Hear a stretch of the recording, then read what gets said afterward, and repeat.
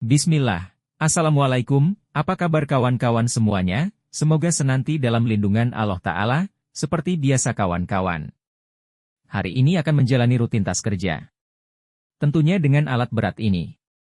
Well Loader XCMG 938, biasa, di sini kebetulan kita di area batching plant, jadi penggunaan loader ini untuk menunjang kegiatan. Produksi ready mix, kita isikan dulu ini material pasir dan batunya dulu. Habis ini kita coba bersihkan area bawah batching plant. Kita scrub sisa-sisa bekas cucian atau limbah produksi readmis ini.